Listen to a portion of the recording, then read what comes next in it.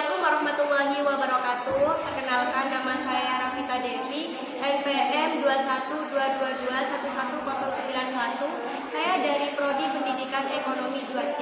Di sini saya akan melakukan atau menjalankan tugas resum yang diberikan oleh dosen pengampu Bapak Yusrianto Soleh MPD, yaitu strategi pembelajaran. Pada pertemuan 8 yaitu dilaksanakannya UTS, dan pada saat itu saya mendapatkan materi tentang psikomotorik, yaitu skill atau kemampuan gerak tubuh, di mana pada kemampuan ini terdapat pada siswa dan siswi yang memang memiliki keahlian dalam tingkah laku atau geraknya, misalnya contoh dalam olahraga, pencak silat, nari, itu kan termasuk dari skill psikomotorik atau kemampuan dalam gerak tubuhnya, seperti itu. Baik, pada saat ini saya akan menjelaskan pertemuan 9 yang dimana kelompok 6 menjelaskan tentang pembelajaran kooperatif tipe TAI. Pembelajaran kooperatif merupakan model pembelajaran yang berbentuk kelompok dengan cara berpikir yang berbeda untuk saling membantu siswa yang lain. Dalam model pembelajaran kooperatif tipe TAI, peserta didik mendapatkan materi secara individu dan masing-masing individu harus menguasai tugas yang sudah diberikan. Jadi pada pembelajaran TAI ini adalah berbasis kelompok, tapi di mana sistem penilaiannya ini per individu, di mana anak per individunya ini memiliki tanggung jawab pembagian materi. Pada saat ini pembelajaran TAI ialah pembelajaran yang memang diterapkan di berbagai banyak sekolah atau dalam sistem KBM memang banyak diterapkan, karena di sini akan seperti mengasah pola pikir mereka untuk lebih kreatif dan inovatif lagi.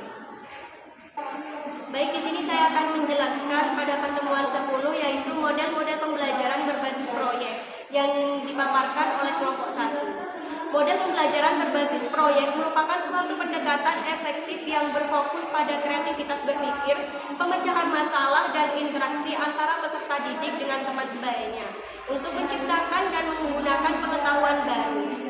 Peran guru dalam proses pembelajaran berbasis proyek sebagai fasilitator atau membimbing peserta didik untuk mendapatkan hasil yang optimal yang sesuai dengan imajinasi, kreatif, dan inovatif dari peserta didik. Jadi model pembelajaran berbasis proyek ialah model yang dimana pada saat itu anak atau peserta didik ini memang harus memiliki kreativitas berpikir yang memang dianjurkan untuk pengembangannya atau menghasilkan karya yang baru.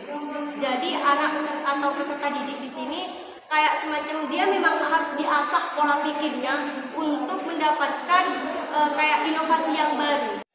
Teori belajar yang melandasi implementasi model pembelajaran berbasis proyek itu ada 3. Yang pertama, belajar konstruktivisme, yaitu kalau belajar konstruktivisme itu kayak belajar yang bebas atau tidak ada struktur yang melandasi dari pembelajaran tersebut. Jadi kita bisa mendapatkan pengetahuan kita entah itu dari intern maupun dari eksternnya.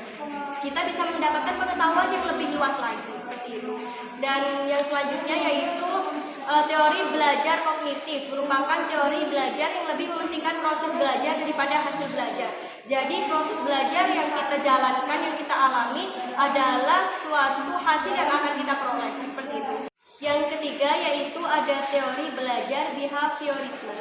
Teori ini sudah ada sejak dulu, pada dasarnya pasif, namun terdapat stimulus dari lingkungan. Jadi memang diterapkannya dari dulu, memang sudah ada pembelajaran behaviorisme ini, sehingga misalnya kalau kita contohkan, kita belajar di satu buku atau memang menggunakan teori itu saja, seperti itu. Pertemuan 11 yaitu tentang model pembelajaran pemecahan masalah yang disampaikan oleh kelompok 2. Model pembelajaran pemecahan masalah merupakan model pembelajaran yang mengutamakan pemecahan masalah dalam kegiatan belajar dengan tujuan untuk memperkuat daya pemikiran kritis dan kreatif peserta didik agar mendapatkan pemahaman dari materi yang disampaikan. Model pemecahan masalah sebuah metode di mana peserta didik harus berperan aktif dalam proses pembelajaran dan mampu menganalisis materi mulai mencari data sampai dengan menarik kesimpulannya.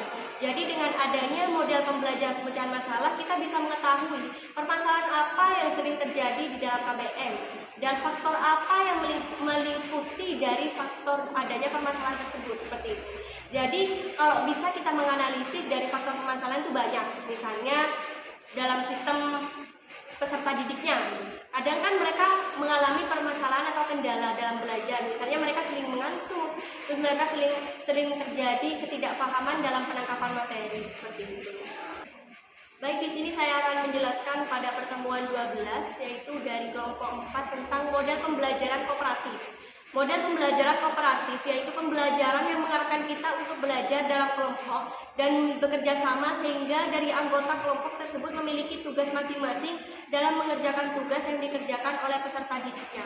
Jadi di sini ialah sistem kelompok, tapi di sini menganjurkan untuk kita saling bekerja sama dalam menyelesaikan permasalahan, dan seperti itu. Tipe-tipe model pembelajaran kooperatif yaitu ada jigsaw, ada NHT, dan lain sebagainya. Nah, tipe-tipe pembelajaran kooperatif ini merupakan salah satu cara agar terlaksananya pembelajaran kooperatif secara efektif dan efisien. Baik, selanjutnya saya akan menjelaskan pertemuan 13, yaitu tentang pembelajaran kontekstual yang disampaikan oleh kelompok 3, yaitu konsep belajar yang membantu guru mengaitkan antara materi yang diajarkannya dengan situasi kehidupan yang nyata dan mendorong siswa membuat hubungan antara pengetahuan yang dimilikinya dengan menerapkan dalam kehidupan sehari-hari, di mana guru hanya memfasilitasi siswa dalam mengemukakan sesuatu yang baru. Jadi di sini pada pembelajaran kontekstual, guru akan memberikan materi yang akan dikaitkan pada kehidupan sehari-hari atau emang benar-benar nyata dan real di kehidupan nyata.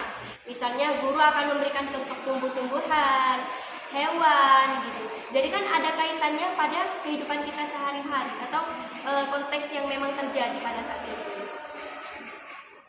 Baik, di sini saya akan menjelaskan dari pertemuan 14, yaitu tentang model pembelajaran kooperatif tipe TGT yang dipaparkan oleh kelompok 5, yaitu model pembelajaran kooperatif tipe TGT yaitu guru membuat kelompok dan menempelkan sebuah gambar di depan dan dengan sebuah pertanyaan yang diberikan kepada peserta didik, dan penilaiannya diberikan kepada kelompok siapa yang lebih cepat dia yang mendapatkannya.